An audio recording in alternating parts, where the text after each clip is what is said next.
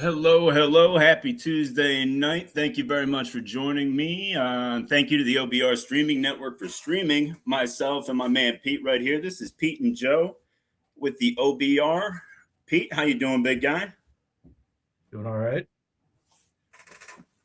Good to good to hear your voice, Pete. We got 8 days until draft day, my man, and we have hit the lull. We have hit the slow point where we have analyzed everything, every possible direction. We've talked about all the combinations. We talked about trading up, trading down, wide receivers, offensive tackles, defensive ends, safeties.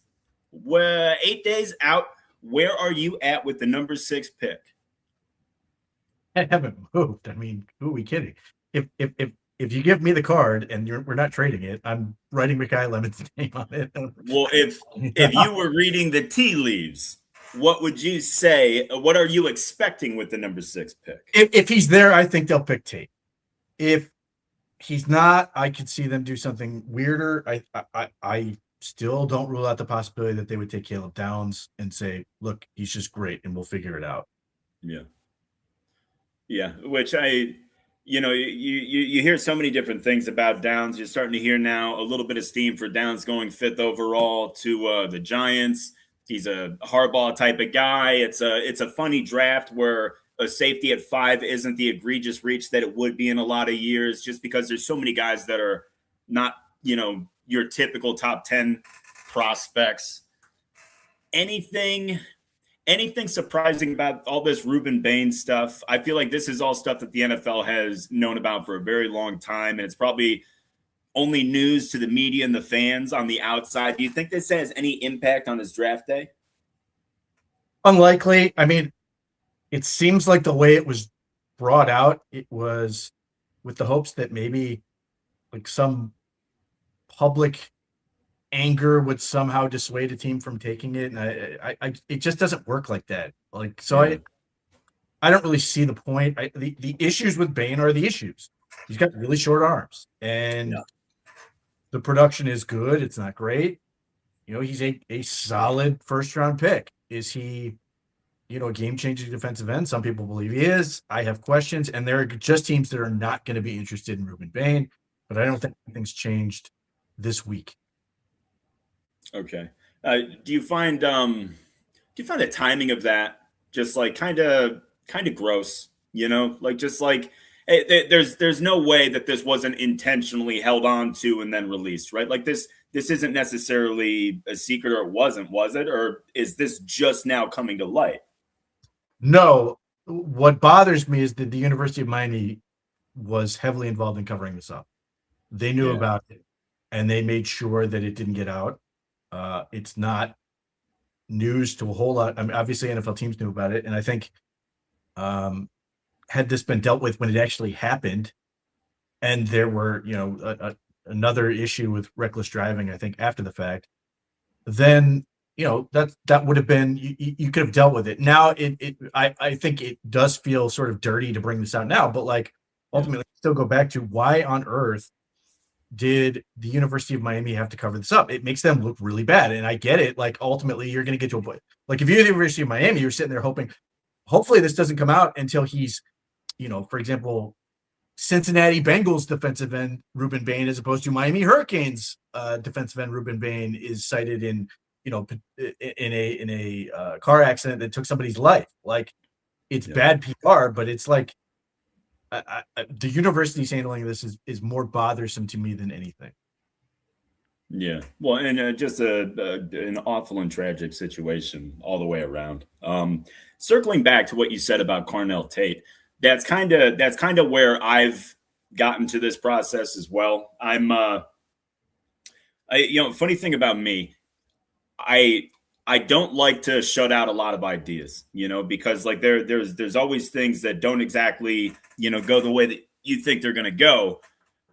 So I'm open to a lot of different prospects at number 6, but man, it seems like Carnell Tate is tailor made for what we need, what we're looking for, how the draft lines up. I mean, I guess I was reading earlier that his window's looking like as early as 4 to Tennessee, and I read as late as 8 to New Orleans. Like he's expected to go in that top 10 cluster there, and it could be the Titans at 4, the Giants at 5, us at 6, maybe even the Commanders at 7 and the Saints. I mean, there's a need all the way there, and realistically, you could see both Tate and Lemon go in that little cluster. It's going to be interesting to see how teams play it, whether they go receiver early or they go tackle early, because I feel like there's going to be a run on each.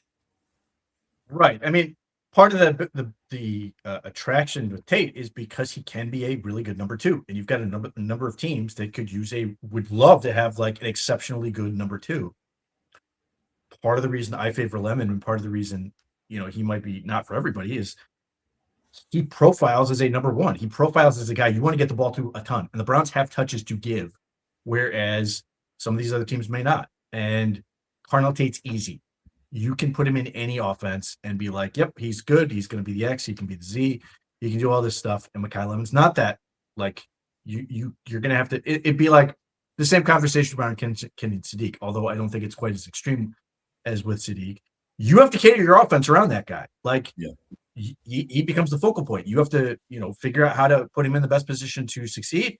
You have to, avoid his weaknesses. In Sadiq's case, is where he can block and where he can't. All that stuff. Mekhi Lemon is a little bit more a broader range of skills, but like he works because you can feed him the ball a ton. That's what he does. So the Browns have that ability if they want to. Other teams may not be as inclined, and the Browns may not be inclined. Like that's ultimately the question with Lemon is what do they really want to do? And this is the question I continue to have with Todd Monken, and we don't really have a great answer yet, which is understandable. What do you want this offense to look like? And the draft is going to be a big indicator, seemingly, on what that's going to be. Yeah. So one thing that I found interesting is I'm big on prospect comparisons, like more or less like who these prospects, like if they hit, like what their style of play projects to, the type of star that they're going to be at the next level. And one that I found very interesting, and I started brainstorming with it, was Casey Concepcion and Zay Flowers. And the way they move Zay all over the field with his speed to get him out into open space, but also to put the defense on their heels, to get these guys moving and not necessarily know how and, in what direction you're going to deploy Flowers, and just open things up for, Henry in the running game or whatever. Is that kind of how you envision Concepcion fitting into the offense and what we would do with him? Not only that, but Zay Flowers' drop rate in college was higher than Concepcion. Like, there you go. They're really similar in terms of what they can do. They both have game-breaking ability with the ball in their hands. They both can move all over the offense, can get manufactured touches, can do all this stuff, and they have the same bugaboo, which is they drop passes. Now, I think Zay Flowers has proven to be a little bit more temperamental than Concepcion is, but like that, it's a really good one-to-one fit. So if you're Todd Monken, you're saying, I don't know, was he a guy who's sitting there pounding the table, go, yeah, let's get Zay Flowers, and then comes to Cleveland and goes, I loved this, I want Casey Concepcion. That's an interesting way to think about it. But like, if you were to get that type of player, Todd Monken knows exactly how to use him. Yeah, no, agreed. And that's a intriguing part of our wide receiver discussion, right? Like we could use some physicality, we could use some size and physicality out wide. I think we can agree on that. We could also use some juice out of the slot, and I'm talking Concepcion, obviously Mekhi Lemon in that scenario. Omar Cooper Jr. would be a slot option as well, a little bit later in the draft. So it's going to be interesting to see how they attack it. And, it's not necessarily because it's going to be predicated on who's available, right? They're not just going to be able to choose whoever they have, but I would love to be inside that wide receiver room and just get what they truly feel about these guys. Like are they all but moved on from Cedric Tillman, or are they just hoping against hope that he can stay healthy and keep it together for a year because they know he can produce on the field? And, he's still young. He's a talented kid. He's a big-bodied kid. And then you've got Isaiah Bond. You've got Malachi Corley. Like, that's the biggest thing for me is I think we absolutely need one guy, especially like a dude who can knock everybody down a peg on the pecking order and just strengthen the receiver room that way. but I can't close the door on some of these guys. I like the talent we have. We need a line and a quarterback that can let them show it before we write it off. Right. So for me, when it comes to Cedric Tillman, I have no problem keeping it. I think it's like $4 million for this year. That's fine. Like, that's not expensive, especially what you've seen from what other guys have been doing. The question is, let's say you get Tate at 6, and you're like going through the draft, and like a hugely great opportunity comes up that makes you go, okay, we didn't expect this to be here, or we love this kid and we're happy he's here, and we're like, we're going to draft him. Okay, then maybe there's a world where you move off of Cedric Tillman at that point. Like, I'm not in a rush to do it, but like, if the board plays out a certain way and you're just like, ho, Cardinal Tate and Concepcion, I'm not taking this down. Like, I don't know. Whoever that guy is that they're like, wow, I didn't expect this. Let's say Omar Cooper at, at 39 was like, wow, I didn't see this coming, but we're going to jump on it. Then you can move off of Tillman going, well, he's not going to be, based on what he's done to this point, we're probably not going to keep him after this year anyway. Yeah. We can go ahead and move on.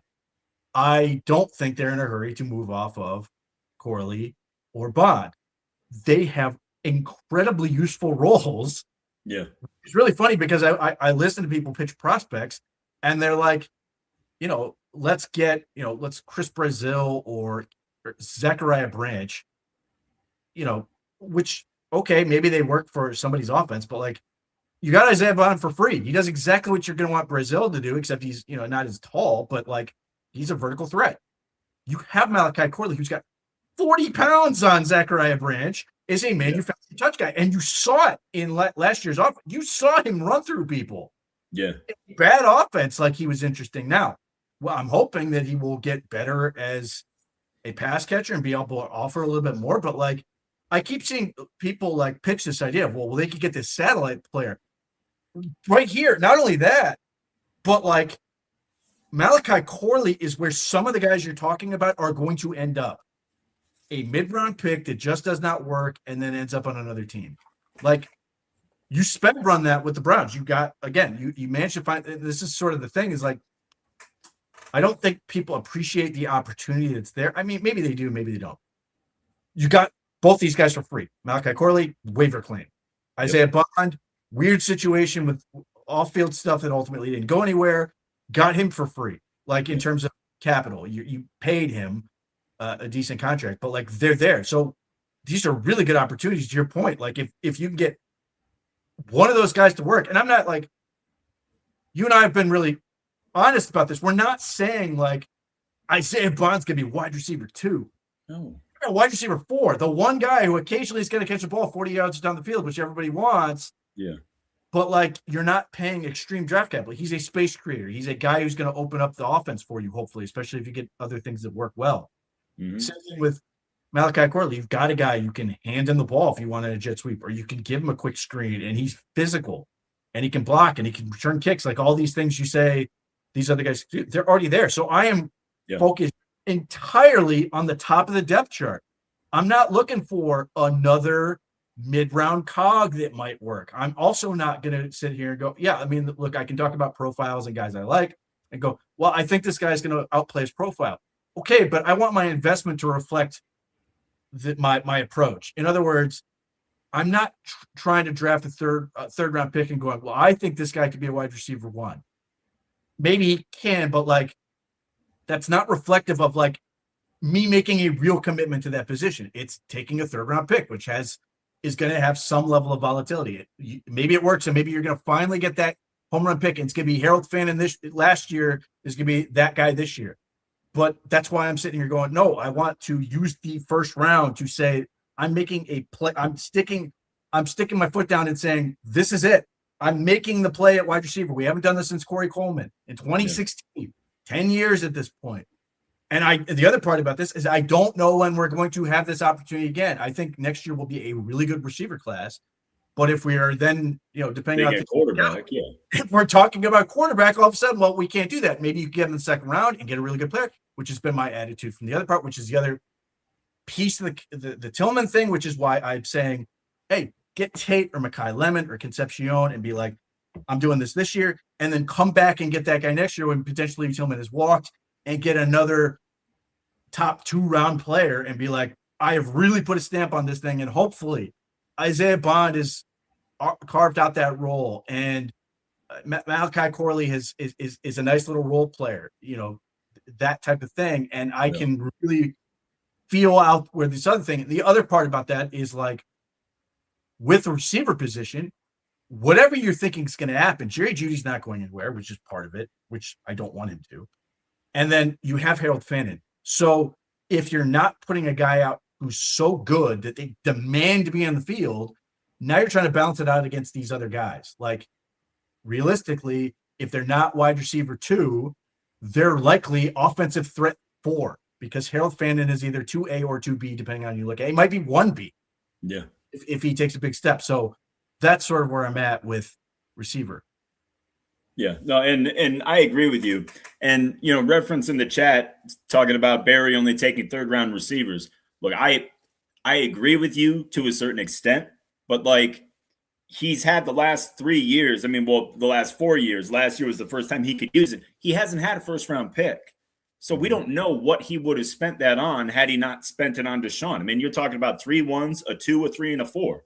That's 6 draft picks that he could have put 2 of them at receiver. We'll never know, So now that he has the 1st-round capital, we'll see what he's going to do with it, But I mean, it's tough to argue against the 3rd-round pick stuff. It hasn't been good. Schwartz was a disaster. Bell was a disaster. It hasn't worked. I mean, Tillman's flashed, but he hasn't been healthy. He hasn't been solid. On the field. David Bell has basically died on the field. Like, I mean, it's morbid to say it like that, but like the injury he suffered was, basically the Bo Jackson injury. Yep. And surgery, something went wrong with his surgery. Like, I wasn't a David Bell guy necessarily. I was sitting here going, I remember pre-draft saying, don't do this. You're just trying to recreate. I didn't think they would do this. You're just trying to recreate Jarvis Landry over again. And then boom, he did it. But nevertheless, when he was on the field, he was like reasonable. Like, he was fine. Wasn't like, again, not a top threat, but like it's got to reflect that. And the other part about that is just like, I'm not against this idea, but if you bring in a top receiver and you've got Corley I think he's in year 3, you've got Bond in year 2, you've got Jamari Thrash, wherever the hell he is in terms of his development. Like, you've got a lot of young receivers. Tillman's the like old man at this point, other than Jerry Jeudy. Yeah. And I'm not saying that they would necessarily be against this, but I do question if they do want a group of just nothing but young guys if they were to move on from Tillman. Again, if the opportunity's there and the value's there, great. I'm all for it. But like, that's also where I'm sure, like, take a year, get that one top guy, and then come back and get another top guy when you're going to have a better idea of what you're really going to want to do. Theoretically, you have a clear picture. Yeah. Well, and I mean, ideally for this position as well, especially that we need the instant impact that we need. I'm sure in a perfect world, Barry would have traded 39 or 70 for a ready to go day one veteran starter at wide receiver.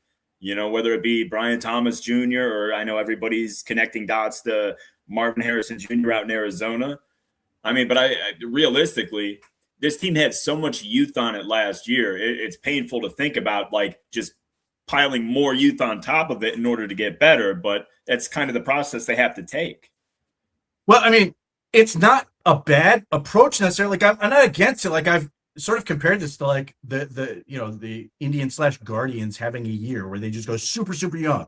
I mean, that's basically their existence at this point, outside of a couple veterans, but like going super, super young and then building this thing and figuring it out. But like, that's not necessarily the recipe if you're saying we need to win more football games, because the issue they've had is they were so young, they make young mistakes, and it also seems to bleed into special teams issues where they don't want to get rid of some of these guys, but they're not necessarily primetime ready on the special teams element, and you suffer for that spot. So if you're saying, 4th and 1 every day, we want to win football games, Jimmy Haslam saying we need to win more football games, it's a weird balance to strike, because I don't have a problem necessarily leaning into being a young team and sort of building this thing up,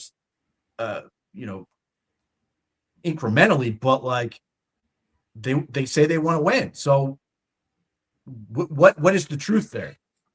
Yeah. And isn't that like the toughest thing is like, I want to know what Jimmy Haslam said to Andrew Barry and Todd Monken about this year. And I mean, we'll never know. And it doesn't matter whether we know or not, but it's like, just, I want to look through things like, I want to look at things through that lens. You know what I'm saying? I want to analyze things through that lens and see, why we're going to do this, that, or the other, what direction we're going to take here. So one thing I wanted to throw by you that I found very interesting, and I ultimately am surprised that they don't do this. So, and correct me if I'm wrong, but if they cut Deshaun after June 1st, like there's no financial impact.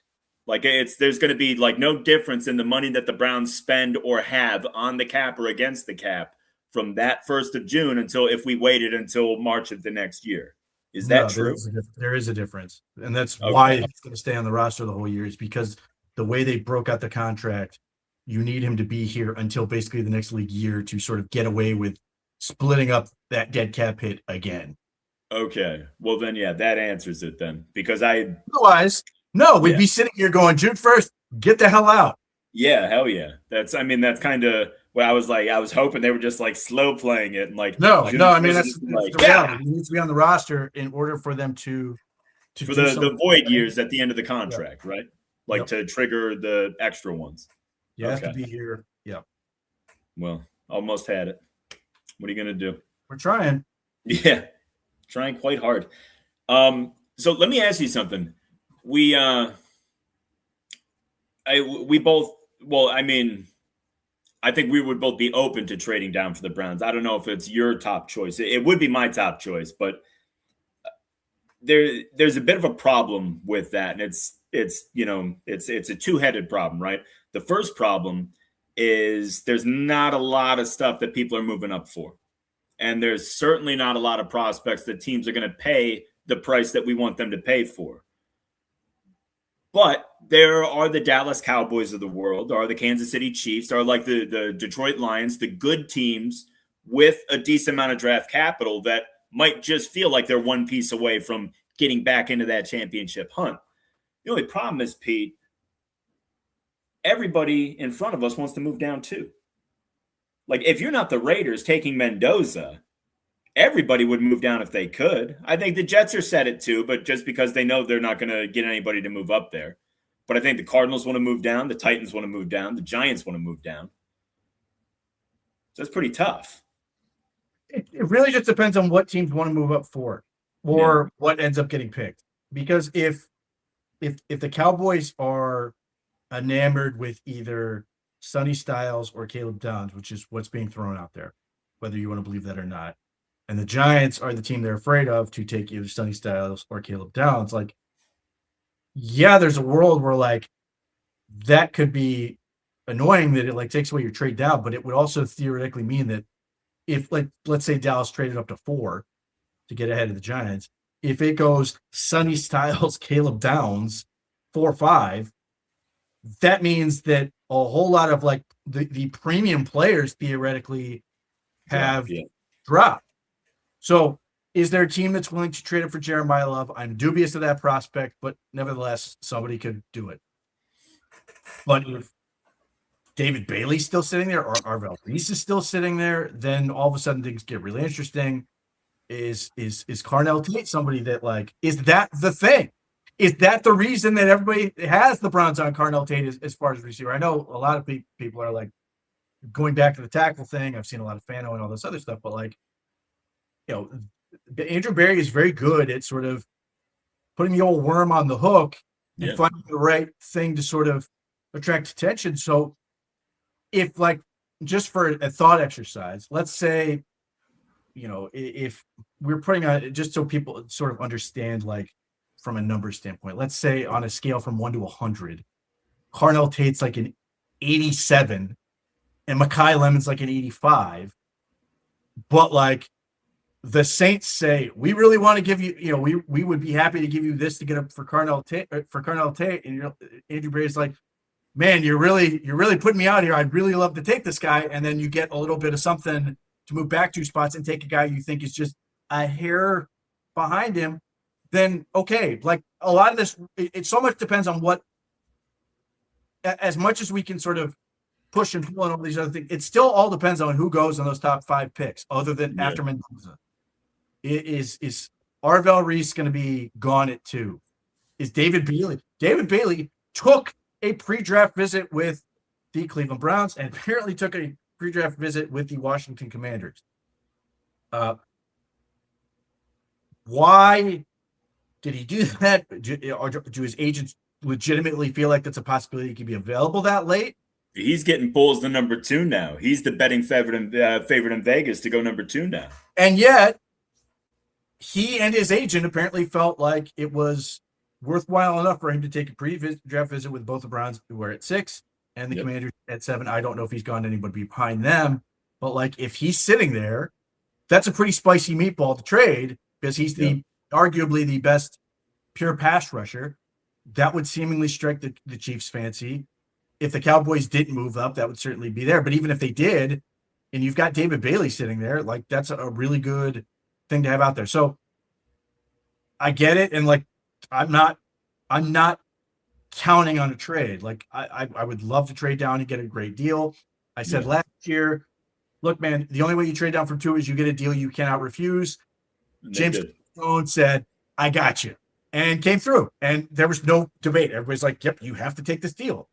I don't think it's quite as dramatic this year, but still, you got to feel good about the trade. Like, that doesn't mean you like, I have to get a 2027 first round pick. I don't know if that's realistic, but like, you still have to feel good and be like, yeah, I understand why they moved this. They can still get the top, a really good receiver or the top tackle or whatever they feel like is really good. And they got something else. Great. Like, so that's the dynamic at play here. And I think the Browns are going to be prepared regardless. Yeah. And I agree. Look, I agree with that. And everything is going to be predicated on who's available and how the draft goes. And, you know, the funny thing is, like, we're always playing catch up, right? The fans and media are always playing catch up to what the NFL actually thinks about this guy. And there's always going to be surprises on draft day. But speaking of sure things and 6th overall pick, Vega Ioane is getting a lot of run as the best offensive lineman in the draft. And there are those of us, I shouldn't say those of us because it's not necessarily me, although I am a fan, that think, you know, just like take the safest pick that you can at number 6 and lock down that position for the foreseeable future with a Pro Bowl level player. I don't know. I don't know if I could do that at number 6 with Vega, but what if he fell to 24, Pete? I mean, he's a good player. I mean, I think they pull the trigger if he was sitting there. I mean, obviously it would depend on what they did at 6. Because you know, you would have to at some point get a tackle. Are they counting on something being there at 39 or trading up from 39 and saying, well, screw it, we're going to take this guy and we're going to figure it out? Maybe, and that could be the best play. You know, I think Vega Ioane is a talented player. I wish his athletic testing was a little bit better. I wish he was a little bit more mobile, but he's a good player. Like, there's no question about it. So, you know, at the end of the day, come out of this draft with good players. Would I be super excited about a guard at 24? Not necessarily, though. Then again, I'm also pushing really hard for a guard at 39. So, you know, poison. It's amazing the jump that Rutledge has made. I was so content with getting him in the 3rd round, and then listen, you had to go bragging about how good he was. Yeah, this is what happened. Well, I mean, the thing is, like, he may be around in the 3rd round. It's just I'm not trusting it. And the bottom line for me is I don't, unless something comes back on the foot with the medical that scares team away, I have no issue, because not only is his tape really, really good, his athletic profile is outstanding. Yeah. He is a hair under 320 and ran a 7.53 cone. That's just preposterous, really athletic. And he does everything I want to do at that position. And, you know, it's very easy because I will talk shit the entire way and be like, if the Browns don't do this, I will be pissed. And then you get to the pick, you're like, just please don't screw it up. Just please don't screw it up. Because that's how it always goes. Like, we do this whole thing. We're like, they've got to do this and this and this, and you get on the clock and just please God don't screw it up. Yeah. So for me, if you're coming away with Keelan Rutledge at 39, like I know exactly what you're saying about your football team. I know exactly what you're saying about this kid. And I'm like, plug him in at right guard and let's roll. And I'm thrilled. Like, so I'm trying to expand the range of possibilities, and maybe the Browns trade down a little bit for 39. And look, if Chase Pasantis is there and they want to take him, great. Like, I think he's a really good player. But if he's not, if he sneaks into the first round or he goes a couple picks ahead, I would just not hesitate one iota and take Rutledge. Okay. And I got to tell you, Pete, I'm a big, quotes from anonymous scouts guy. And the most recent one I read about Rutledge was, if I had to pick anybody in this class to be my bodyguard, it would be him. I like that. I like that quite a bit. Look, it's uncouth of him, but he will literally tell you, I hate my opponent. And for fans who, particularly older school fans who get really angry when they see like Browns players and Steelers players like palling around after a game because we all want them to hate each other and be a real rivalry. I don't think you have to worry too much about that with a guy like Rutledge. Like, he's old school in that regard. He's just like, I'm going to hurt the other guy as long as for as long as I can until they blow the whistle. And for me, I mean, it's the same thing like with Spencer Fano. Those are two guys, and Max and Honda is in the same boat. They are all guys who make me love offensive line play. Like, they make offensive line look fun because they just destroy people, love every second of it, get up and do it again. And they sit there and go, oh, I get to go kill people between the whistle? Yeah, I'm going to take full advantage as opposed to a lot of guys. There are some really talented players. Like, I'll throw out an example. Jalen Farmer from Kentucky is a big, strong man. Like, he is a huge human being, looks fantastic, powerful, and all this stuff. And he will destroy somebody. And then it just seems like, well, I'm done. I'll go back to the huddle now. And I'm just sitting there wishing, like, you have all this power in you. Why are you not doing this the entire way, all the time, every play? And just like enjoying every second of it. And like, you never question that Spencer Fano loves playing football. What you make of what you will of that whole element. Like, Rutledge the same way. These guys love this stuff. And I want a group. I would love to get 5 linemen. They were just like, yep, I love this all the time. I just want to go kill people every time between the whistle. I love Max Ahanichor, and some of these, like, a guy like the Strongsville kid from Clemson, Blake Miller. I was just going to say, we just had a question about that. I was just going to throw it up. He's a brawler, straight up. He's played a million snaps of football, and he still looks like he's just fighting people. The thing I appreciate about Blake Miller is he takes to heart the notion of pass protection doesn't have to be passive. He will get his hands on and try to run somebody out the club or bury them in pass pro. Love that stuff. Like, how can you not? Like, as opposed to the guys like, yeah, I'm going to stay in the guy's way until the play's over and walk back to the huddle. Like, I appreciate guys who want to set a tone, who want to keep, like, James Hudson III was a average lineman, maybe even below average. But, like, I will never forget him just destroying the Baltimore Ravens, in that game. And then, like, just him and Wyatt Teller just taking their will at the end of that game. And when they ultimately ran that sort of that pile down the field and seeing that guy so fired up, just loving, like, that to me is what the game should be all about. So give me 5 of those guys. Like, that's why you will never get me anyone to tell me that Spencer Fano can't play tackle. I will bet on that kid every time. But as I've said, I will put 9 Spencer Fanos on offense, give me a running back and a quarterback, and I'll go win football game. Hell yeah. So circling back to Blake Miller, how viable do you think he would be at 24? And Winchester in the draft, shout out to you. Jaeger Burton's my dude. I've been calling for him for a little while now. Yeah, but I like that call. I have thoughts on Burton. Blake Miller, as I said, he's a brawler. It's not pretty.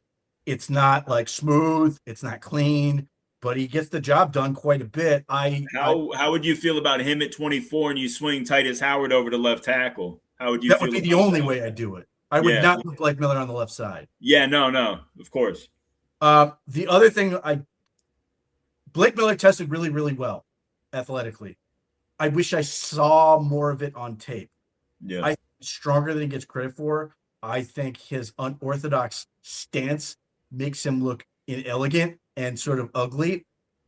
I think he does a pretty good job maximizing his leverage. And again, he's another guy in the running game. He will try to get after people. Like he's another set me free, go hurt people. Like so. The questions I have with Blake Miller are because it is so much of a brawling style for a guy who's played like 53 games. He doesn't miss anything. I think he missed part of one practice because he like fractured his thumb. One practice. Yeah, like soft, I know. He is after all this time, is this just what he is? Which would be entirely reasonable based on what you've seen, or is he going to be another guy, a guy where he's barely 22? Is he going to guy who's going to get even better and coached up and clean up some of the stuff and be like really smooth? You could be sitting here going, "Oh my God, how did people pass on this guy, given what he's able to do?" Like I would not be mad about Blake Miller, another guy, just because of the way you play the game, but. The thing is, he's going to have some misses in pass protection because of the way he plays. Well, and that's the thing, though, and that's what kills you, though. Everybody's going to have those issues. You know, somebody's going to have to line across, you know, T.J. Watt and Max Crosby, and I mean that's the nature of the business. That's like drafting a corner and being like, oh, like I hope he doesn't get beat. He's going to get beat. It's going to happen. It's football. But a guy like Blake Miller, who has the size, like you said, has the athletic profile, has the temperament that we would love to see. I mean, if he stays healthy, you have to assume even if he doesn't get better, he's going to lock down that side and just be pretty damn good for a long time. He has a very Ryan Tuckerish quality to him. I love that. We'll just keep him. Don't let him party too hard. He'll be good to go. We'll be all right. Now, I think my favorite part about the Titus Howard deal is his flexibility. I mean, we talked about it when we first made the acquisition. He can play both sides of the line. He can play inside at guard. He can move all over the place. So it's like that's a really, really smart move to make to get out ahead of everything in free agency because it opens the door. If we want to take a Maui Noah at 6, we can do that. We can swing him to the left side where obviously Maui Noah is more comfortable on the right side. And I would assume that Fano is too, but I think Fano on the left side is pretty intriguing at this point. I feel like Fano and Ihanachor are the 2 right tackles that I think could and should be left tackles. For me, Spencer Fano, I put on the left because I think he's such a weapon on the backside in the run game. If right-handed team, which I think the Browns will be, that's just hugely valuable and can be a really feisty pass protector because he's just so athletic. Max Ihanachor can play wherever the hell he wants. Like he's good, and you can make an argument for either side. Like I have no problem with him at right tackle because he is a monster in terms of explosive power and just blows people up. He's got punch, man. Well, the thing that kept going through my head is like the Lord of the Rings thing where the guy like blows up the wall at Helm's Deep. Like there are times where like Max Ihanachor just flies off the ball, and there are just guys who just fly out of there, blowing up a hole, and it's crazy. And the thing is, like, he's so raw with his hands that he like loses guys. He has not figured out really how to finish these guys yet. He's only going to get better. So, like on the one hand, I love the idea of having just putting Keelan Rutledge and Max Ihanachor on the right side and being like, done, got it. We're going to just lock this down and leave it there. But like at the same time, if you want to say, we're gonna put Max Ihanachor on the left because we want to come back next year, and there's going to be some guy we really like at right tackle, and we're going to add him, and have a really good line to sort of graduate Howard. I can hear that too because he does all the things you want as a left tackle. Like he's really athletic, and if the Browns are content to have him be a big part of the run game on the left side, great. Like again, Rutledge can pull, you can trap and do all kinds of other stuff. Like it's just the options are there. So I don't love Fano in the NFL as much of a point attack player because I do think I just want a little bit more size and power from there, unless you're just running exclusively zone. But from the backside, like all the stuff he can do, get to the second level, get right to a linebacker, get outside on outside zone stuff or screens, or pull and hit guys in space, either kicking out or wheeling up and hitting guys on the move. Like running counter with a guy like that seems like an absolute dream. So I would absolutely want to lock him on the left side, and he's done it. I'm not worried about it at all. Honiture, you can do whatever you want. Like, and that's why he's my dream scenario that's my preferred option with the Browns to get attacked. At pick 24 is Ihanachu. Well, wherever the hell they want to pick, if they want to mess around and trade or whatever. But like, if you're asking me, I want to get a receiver. Obviously, my preference is Levin. I want to get a receiver with that top pick. I want to get a Honiture with that second pick, and lock him in and just. Well, this is the tricky one, Pete. This is where I'm going to put GM Pete on the spot here. So you had a wildly successful first round, getting Mekhi Lemon and Maxi Honiture, and now at number 39. You have your choice between Chase Basantis, Keelan Rutledge, or Mason Thomas. I mean, I would probably defer on that to Basantis. He's a little bit cleaner. He's also a prick. Like he's that guy. No, he's really good. You can complain about he's got a little bit shorter arms. Which honestly can work to his benefit at right guard because it's just easier. We talk about how we want all these guys to have long arms. Like there's a certain benefit. It would work for Fano. If you're a guy get into a guy's chest real quick, and you're able to sort of generate that torque and forklifting, or get hands over the top and inside, whatever, and get quicker hands in there, like that's valuable. But like Basantis can kick out. He can do all that stuff on the move. He's certainly a more polished pass protector at this point. I think Rutledge is a little bit nastier, but like Basantis is quote unquote safer. He's also a little bit younger, so I'd err on that side. But like, yeah, if Basantis is still there, I'd happily take him. Just from the spiritual element of it, I'd prefer Rutledge.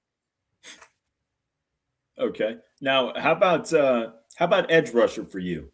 How high is that on your list of priorities? Because I like the little 3 deep rotation that we have right now, but I definitely feel like we could use a more pure pass rusher in that group. I'm just curious as to when you would want to approach that. Listen, I wanted to have dual Carter last year. No, of course. I just mean this year. It's never too early for me. I mean, like if the Browns, if David Bailey's on the board and the Browns are like, well, we can't get enough for him, and we're just like, we'll take him. Like I'd sit there and go, yeah, the offense could really suck, but like we're really gonna get after the quarterback. 39 is a pretty good spot if like that's or if they trade up and have a third first round pick, I could see it. I think 39 is a really good spot if our Mason Thomas is still there or Cassius Howell is still there. I like Cassius Howell a little bit better. Yeah. But I really like our Mason Thomas in terms of what he does and why you'd want him because they can win fast. I don't know if it's the Browns necessarily are going to be on it, but the UCF kid, Malachi Lawrence, yeah, is also in that boat. Though his athleticism may get a team to go a little bit nutty on him and go earlier, which may push those other two down. So like 24 is the one where I sit there and go, I don't have like a great guy that fits in that. Well, like I like Keldrick Falk, but that's not what he is. He's another power guy. I love Gabe Yakis. He's a power guy. That's not what he is, which is great. Like you can win and do that, but if you're trying to get with the pure passer who's going to win quick, that's like Zion too. He's like just a better version of McGuire. Maybe.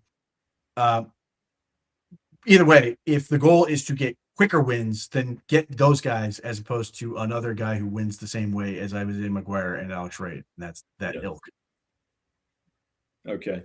Well, let's keep going with this little scenario. Let's go to number 70 for you. Now, I would assume that if Max Clare is there, you're running up to the board.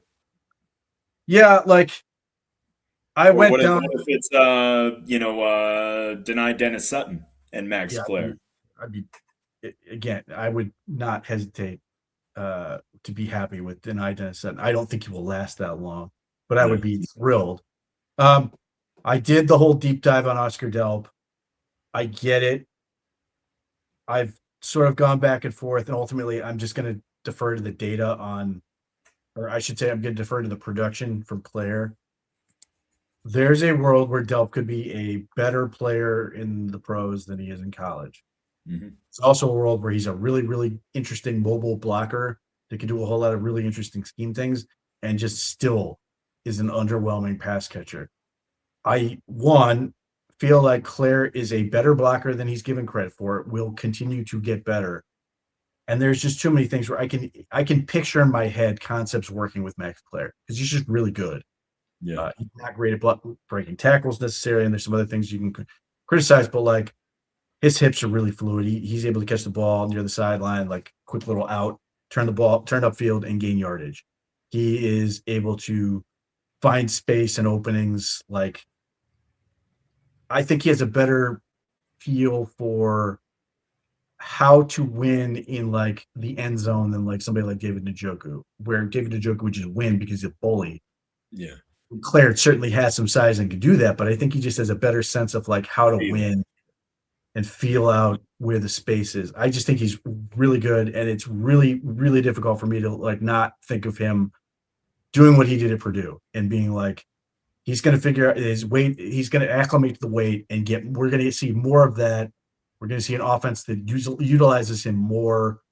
And yeah, I love it. Now, one of the reasons I would take Denied in a set if he's there is I still feel really good about getting a tight end in round 4.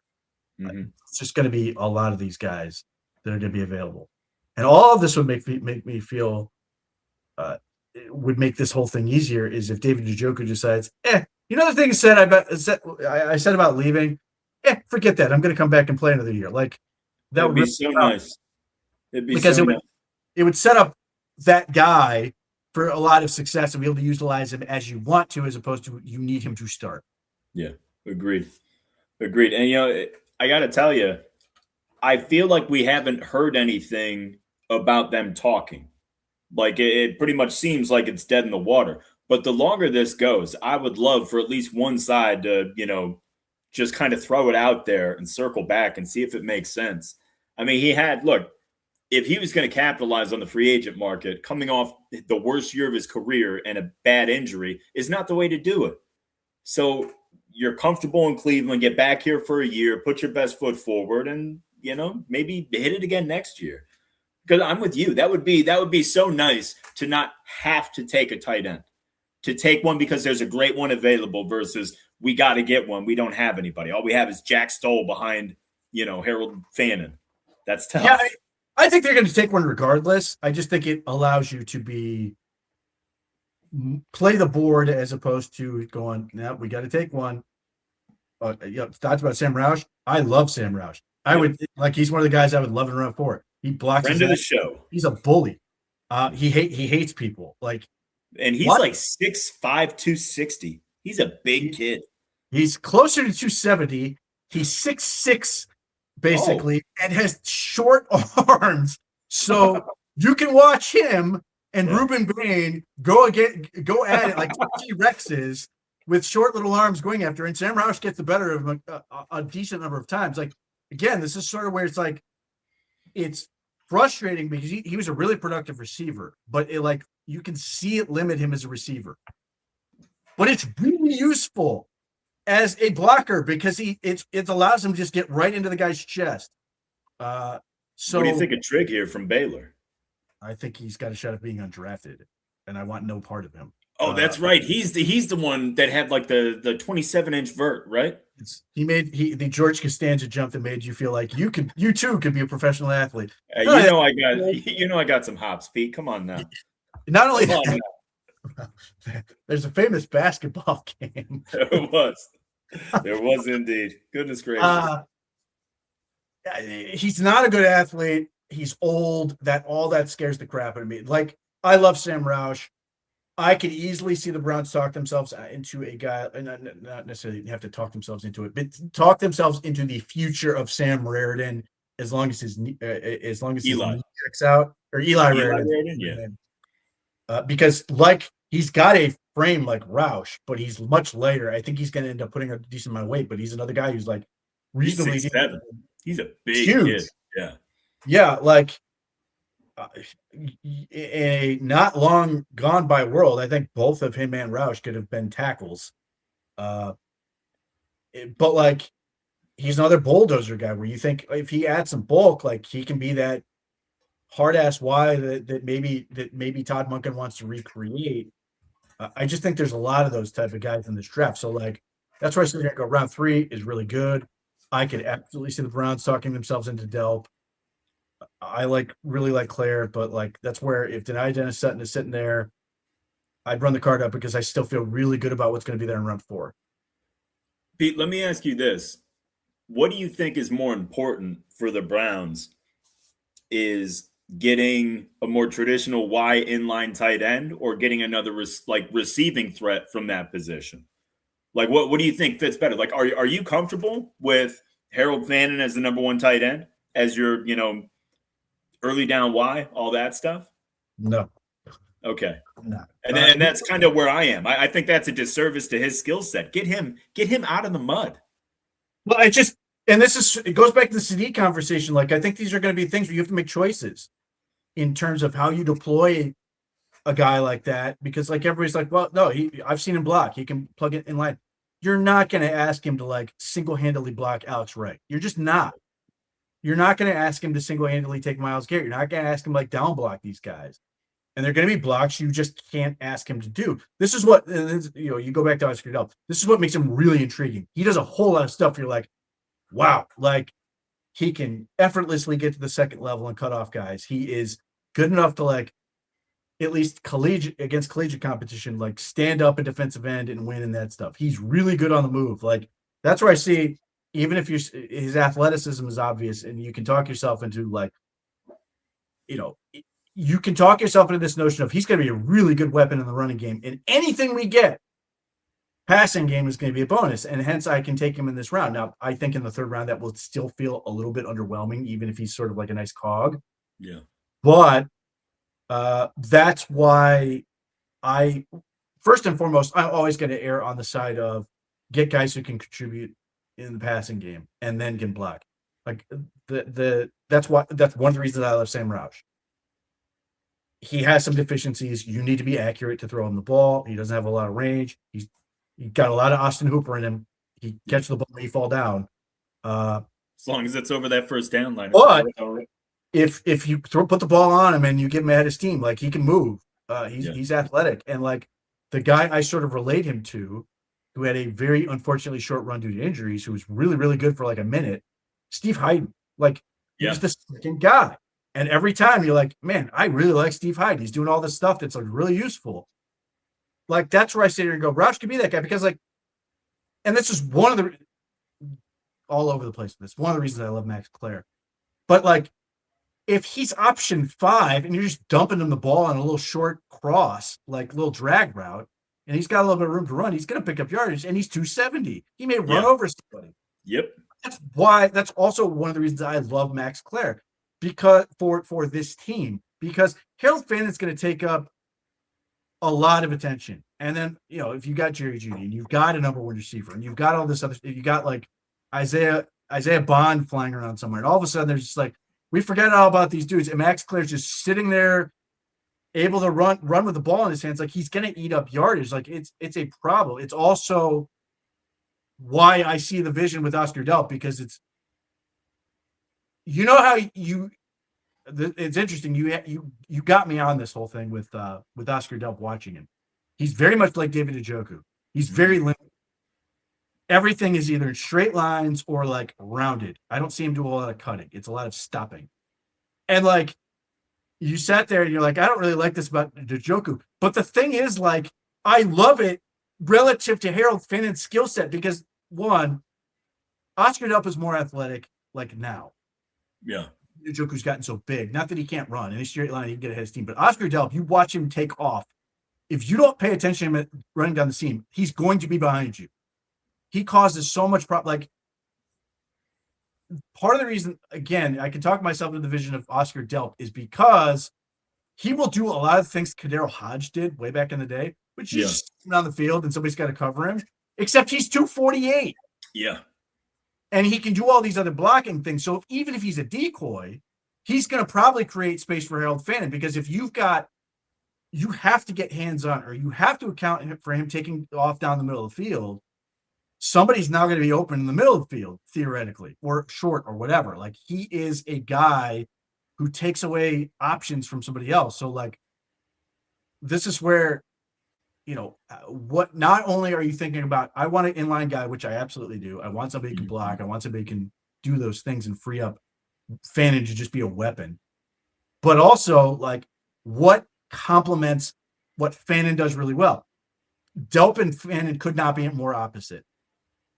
Oscar Delp broke like 6 tackles in his entire college career. Harold Fannin broke 6 tackles on the way to lunch.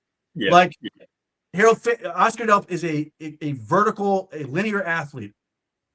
Harold Fannin is duck-footed and cannot be knocked over. Like, but he before he tested, and I don't know that anybody expected him to test as well as he did in terms of like the 3-cone, like him running a 6.97. Yeah. Everybody sat there and went like, Harold Fannin's a great athlete. He was just insanely productive, and you're just like, it works. What am I going to argue with? Like, whatever he's doing, it's working. He turned out to be a really good 3-cone athlete. And again, that's why it's really interesting. The Delp is like literally the opposite in every way. Wasn't productive. Can be the inline guy. Linear athlete. It may like those two may complement themselves really well. And I can be taught, like, if the Browns were to, my thing with Delp is I think there are going to be guys at 70 I like better than him, but I don't think he's going to make it to 107. So you either have to love him enough to take him at 70, the Browns might, or maneuver one way or the other to find a spot in the middle to get him. But like, if the Browns turn in the card and go Oscar Delp, like, there's risk there, but like I would be totally interested. At least understand it. I'd be like, I put it on the whiteboard. Show me what you want to do with these, because I could be really interested in what that looks like. Well, let me ask you this, because we've seen the team do it multiple times, especially last year with quarterback and running back. Is there a scenario where you take 2 tight ends this year? Oh yeah, in a heartbeat. Like, especially day 3, right? That's when you're super flexible. Yeah, I mean, at that point, after round 4 is the cutoff for me. Like, it's another one you get to reorient your board. We see a lot of like the luminaries go at the top of the 4th round. Even last year, I thought for sure like we were going to start the day 4 of the draft and Shedeur Sanders would go super fast. But like, there's always this weird reorienting where like everybody takes a deep breath and figures out, oh yeah, this guy's here, and then like there's like 7 guys like in front of your pick, and they go in the top 9. All of them are gone by the time you get there. So, but after round 4, like at that point, you're just like, I'm trying to get football players. I'm trying to get guys who are going to make the team, who can contribute. And like, there are enough tight ends where I sit here and go, yep, I get it. I have no problem. Now, if there's some inkling that Njoku might be back, they're probably not going to do that. But like, if they do take 2 tight ends, the writing might be on the wall at that point. Well, of course. They've moved on. But there may be guys that like, because you might do the thing where you're like, let's say you take Max Clare in round 3, and then like, this is the other part where I think is going to happen in some form or fashion. There's such a glut of these guys that everybody's projecting, like, everybody's going to go get their tight end from round 3 to round 4. Somebody's going to fall. Is it a guy like Rare did, where you come back in round 5 and you go, I'm going to pick the bulldozer and just get him? Who is that guy? Who's that tight end where everybody's going to be like, the Browns are going to sit there and go, couldn't resist, couldn't do it. Or the opposite scenario where they get Oscar Delp and they go, he's going to be a really good blocker and we're going to bet on the upside. But just in case, we're going to come back later and get the elderly but still very interesting John Michael Gillenborg from Wyoming, who has some really intriguing athletic traits and ability in the passing game that you're sort of like, I'd like to bet on this kid as another sort of weapon. All right. Well, Pete, we've been talking about it all off season, but we have a flipping over to the other side of the ball. We have a very interesting situation at safety. We signed Daniel Thomas in free agency as a special teamer. He's at the moment the 4th safety. We still have Donovan. Oh my goodness, McMillan. That we got undrafted last year as the 3rd safety. And then we've got Ronnie Hickman and Grant Delp, but both in the final years of their deals. Hickman's on the 1-year restricted free agent tenure. And yeah, Delpit's done after this year. How early would you start thinking about a safety, or is it completely dependent on who's on the board? And It's dependent on the board because I'm thinking about it at 6. yeah, well, I yeah, mean, of course. at the very least, I can think about it every single one of the first 3 picks as well. I Well, but don't. that's the thing though. It's not necessarily when do you think about it, is when does it start to push other things out of the way? Like what player at what spot would make you be like, okay, I have to rethink this because this is too good to pass up. You Dylan know, is that Thieneman like a 24. if a Thieneman fell to 39, No, something like Thieneman that? 24. Thieneman 24 would have my attention. Okay. Like he's really good.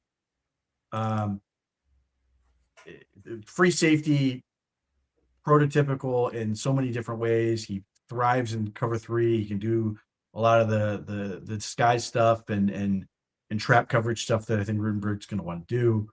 Like he's a dream in that sense. The Browns brought in Emmanuel McNeil-Warren for a visit. They reportedly like him. I have questions with that. Like I get it. He causes a lot of turnovers. He punches the ball. He's a mean kid. It raises more questions about. Or I mean, on one hand, it sort of simultaneously gives you a hint of what they want to do on defense, and also raises more questions because he can do some of the things that Grant Delpit does. But like, also, I don't love the idea of McNeil-Warren like on his own at free safety. I think he's limited in what he can sort of do in that capacity. But so 6 and 24, like, if I wouldn't, look, as I said all along, I would take Mekhi Leonard. But if like Carnell Tate is gone at 4 or 5, and the Browns are like, this kid's just too good, they're like, I get it. Now you've got a lot of work to do by doing it, but like, I get it. But the further you go down the board, there are a ton of interesting guys. Well, I've got my list. I've got about 11 deep that I would like to cruise through with you, if that's okay. Yeah, go for it. And so the problem is, this is also the frustrating element of this class. There are a lot of really good safeties. There are also a lot of elderly safeties. Yeah. Well, let's get to it because we just covered. I mean, look, everybody knows everything there is to know about Caleb Downs. We've talked about him extensively. You just went over Dylan Thieneman from Oregon. We touched briefly on Emmanuel McNeil-Warren from Toledo, who we've had in for a 30 for 30. The one thing that I'll say about him, he is very explosive, and what I mean by explosive, he's got his closing speed and his punch and he has an aggressive way of attacking ball carriers and just ripping the ball out, man. It was kind of cool to watch. The peanut punch, as it's been coined. There's some guys that are just better at it. They have that instinct. They have that ability to just focus and punch like that. And Jacob Rodriguez is the other one from Texas Tech that stands out so much, but I don't know. I don't know about 24 with him, but I do like him. He is definitely fun to watch. Yeah, that's where I'm at. I to me, he's a 2nd round pick. Yeah. But I get it. Like, look, if your whole thing is, 1, I want to up the physicality, and 2, I want to cause more turnovers, I get it. Like, again, it answers certain things and it raises more questions on other things, because like your 3 safety group being Grant Delpit, Emmanuel McNeil-Warren, and then Ronnie Hickman is interesting, but it does leave some questions. Like, at that point, my best free safety option is Grant Delpit. Yeah. To me. And like, I like the idea of simultaneously freeing him up to do other things as opposed to always being on the tight end, which makes you a little bit predictable. Unfortunately, he's so good at it, it makes it tough to sort of do some stuff. So like, theoretically, the idea of the EMW covering a tight end allows Grant Delpit to do something else, and maybe it's a disguised coverage look and some of this other stuff. But it does raise questions as to, do we have a real free safety when we need one? Or are we just going to abandon the idea of playing a true free safety and play more what boils down to 2 high as opposed to cover 3? All right. Well, let's go to next on my list here. I've got AJ Halsey from LSU. AJ Halsey is interesting because he's really productive and has like a good amount of interceptions. He's also got a big ass. He is huge. He's like 220. And it's all in his pants. Like he is just a big dude in terms of like the back end. And Yeah. like these other one where like he's really good at what he does. I don't think, despite his size, I don't think he's really suited to play up, which is weird. But also, does he have the necessary range that you want to cover the back end? Like, so he might be a little bit scheme specific, but like he might work. But yeah, he's really interesting because he's atypical in so many ways as being a real free safety who's 220. Yeah. Yeah, it's interesting. How about Kamari Ramsey from USC? His profile is outstanding. Like it's crazy. And it's outstanding despite the fact he basically did nothing in 2025. They moved him to the slot. He wasn't as good at it. But you go to 2024 and you're like, this dude is all over the place. Now, the issue with Kamari Ramsey is he has never made it through a full season. He has gotten hurt quite a bit. He throws his body around with reckless abandon. But like he makes your defense feel faster because he's just got so much range to cover ground. He can do free and strong stuff. Like he's really athletic. Not as much on-ball production as I would love, but I see the appeal. Like I said, in some ways, I want to sort of say if you can't get Caleb Downs or you don't want to pay the sticker price for Caleb Downs, and Kamari Ramsey sitting there in round 3 or round 4, and you're like, I love a lot of what Downs does, but I want to pay a little bit less, and maybe I'm willing to accept a little bit more risk. Kamari Ramsey might be your guy. Like he's really good. But yeah, there's some question marks with him, largely around durability. All right. Well, next on my list is Genesis Smith from Arizona. Has a ton of range. He can play true center field. Is aggressive. Will fly down and do all kinds of stuff. He doesn't always play under control, which leads to his bigger issue, which is he's a terrible tackler. He misses a ton of tackles, which I can live with in the sense that he also makes a good number of tackles. So like there's been this whole thing, well, he's a terrible tackler. Yeah, and there's a lot of guys who are bad tacklers. But you can live with that so long as they are productive at it. Like I'd rather have a guy who makes 50 solo tackles and misses 10 than a guy who makes 25 solo tackles and misses 0. Like there's just no more value there. So I get the appeal. He's rangy. He's long. He's really long. He's also super young. So there's a hope that he's going to grow as a football player with time. So I get it. I don't love him, but I totally understand the appeal. Like the reason I think he makes sense for a team like Browns is you can stash him for a year. Where you can ease him in as the third safety. Yeah. And say, Ronnie Hickman and Grant Delpit when we're in 2 safety looks are fine. But like when we bring in a third safety, I'll put Ronnie Hickman in the slot or somewhere else or in the box or whatever. And I'll put Genesis Smith in the back, and up it that way. And there's a couple guys who I would put in that bucket. You can even put Hickman at strong, and you can move Delpit up to linebacker next to Schlesinger. Yes, you could. Yeah, absolutely. So it gives you options in that sense where you could clearly see a role, and then he theoretically has the upside to then graduate into it, and you have what amounts to be a competition between, not necessarily between them, but you're betting that either Hickman or Smith are going to hit and make you want to keep them longer. And ideally, it's both. Yeah. Okay. How about Zachy Wheatley from Penn State? He is the most theoretical safety maybe in the draft. He's old. He hasn't produced. But he's really, really athletic, and he's big, and he covers a ton of ground, and people like what he sort of takes away. I want production. I want younger. But he's got a very verbose fan base that thinks he's going to be really good in terms of what he's able to take away. I'm not a big fan of theoretical production. I'm a big fan of real production, and he just doesn't have it. Well, what does his fan group, so to speak, project him to be? free safety, like a very big free safety that can just cover a ton of ground and prevent. But basically, he's taking away plays that aren't being made. Like they're not throwing because he's taking He's it away. that good. I don't know if they necessarily think he's that good. Yeah, yeah. But that's the reason he doesn't have the on-ball production, because they're asking him to do so much. And it reminds me of a certain safety that had a very, very, very passionate fan base who then couldn't play at all in the NFL, named Taylor Mays. I mean,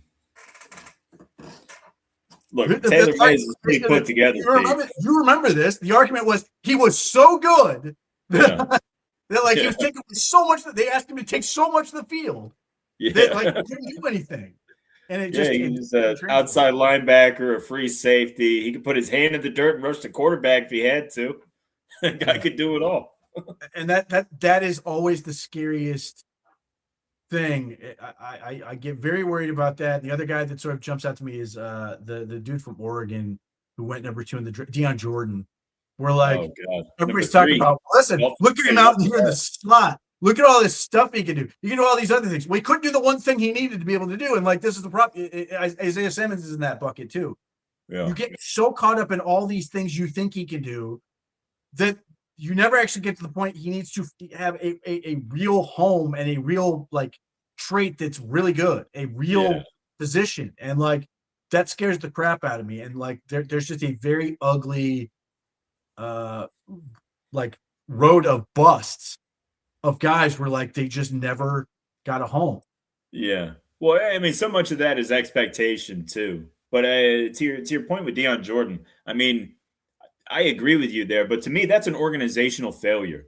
You took a kid who was such a finesse player, was so athletic that they kept him off the line of scrimmage. So they split him out half the time. They kept him in coverage primarily. And then you made him an every down defensive end.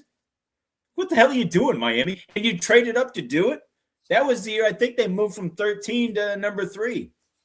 And then it was the Raiders that dropped down, right?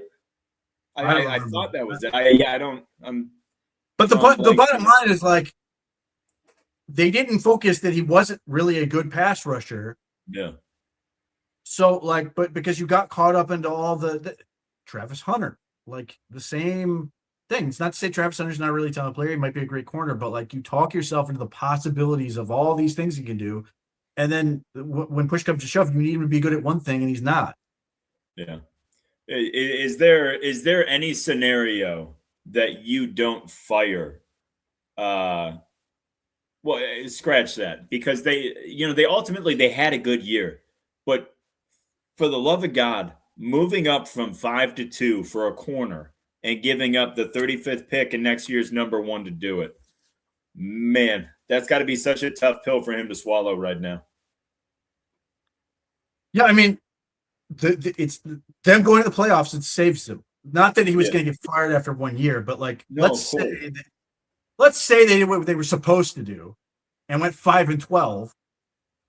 And the Browns have the 5th pick in the draft because of it. Yeah, that would be a very different conversation. But now you can sort of be like, well, they were really good. He obviously did some other good things, but you would sit there and go, oh my God, that franchise setting them back.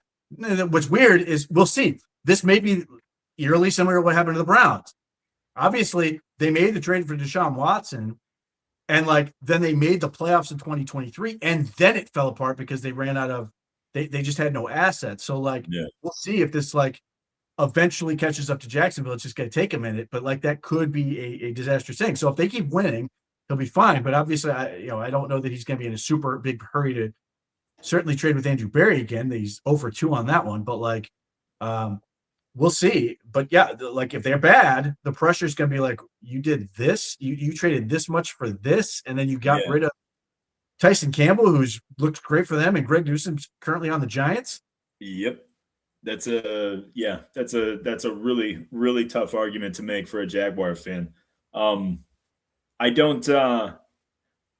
having a hard time with Jacksonville's decision of making him a full-time corner and a part-time offensive player. And the reason I say that, I get that it's probably easier to give him a handful of plays on offense and just sprinkle that in as you can and have him focus on defense. But given the amount that they paid and the investment that they made, isn't he far more valuable as a wide receiver? As a guy putting points on the board? I mean, if he's a shutdown corner, nobody's gonna care. But like, Yeah, it's like taking Sonny Styles at 5 or 6. The expectations are enormous. Like he has to yeah. be like be good. He's got to be Pat Surtain. Right. Like So that's it. and it's not Travis Hunter's fault, but like the expectations are insane. Like he can't. It's not. I don't even know. Like he can't just be a good corner. Like he has to intercept the ball and score a touchdown at some point. Like Yeah. these, the weird expectations you're going to have with him, that I don't know that are realistic. Now, look, he's a really talented player, but like, there's just a lot of things that can go wrong with him. Obviously, some of them already have. Yeah. But he's the crap out of me. Like my worst case scenario was obviously the Browns weren't going to put him in the corner. Yeah. They were going to emphasize offense, but my worst fear was he was going to turn into Desmond Howard, and you're just going to get there and just be like, this does not work because he's not physical enough, and he just can't. It just can't work. So we'll see. But yeah, if you're Jacksonville and you're a hole, you're in a hole that you have to make a lot of smart moves to get past. Yeah. Before we get back to safeties, I still maintain I would have made him a wide receiver. And the same way you've got like a third down unit that comes in and, rushes the passer, he would be my third down free safety. Sit in the middle of the field and just play center field. Use all those ball skills. We're going to get the hell after the quarterback. You just make plays. Get the hell away from contact. You're going to get enough contact when you're carrying the football on offense. All right. So number 8, back to my safeties list. This is probably my favorite later round safety. I like Bud Clark out of TCU. Talk me out of that one. He's old. Damn it. Why? I got to start looking at this stuff first because I'm tired of you hitting me with that right away. It ruins it. Like I can't even argue it. I will make sure just to know how. So I don't. I can't even argue it. So I don't Eli Stars. Bud Clark is on draft day will be 23.97 years old. Jesus. So he's just under the cutoff of being 24, but he's played 6 years of football. Like he's been around. Be ready to go right away day one. I feel good. Well, then this, you can do that. Yeah. But like I think he's going to go too early to where I don't think you want to mess with that until day 3. And to me, I wouldn't mess around with it before round 5. But you think he goes in 4 or before? I think he could go right around the turn of 3 to 4. Yeah. He's either going to hit right away and be. I mean, I'm not going to say can't be a superstar, but usually like he's going to that guy hits pretty quickly and is what it is immediately. Mm-hmm. And then or spectacular bust. Like there's not a whole lot of middle ground with there. And not for me. But again, he's another guy. A lot of people love Bud Clark, but that's the reason he's rated as low as he is. He's been productive, and you sit there and you look at the numbers, you're like, wow, he does all this stuff. And then you realize, oh, he's been in college since like the pandemic. Yeah. He's 25. He's beating up on teenagers. Yeah. So some of these guys. How about the Texas kid? I'm not entirely sure how to pronounce the last name. Taffy? I think it's just Taffy, but Taffy. I love Taffy.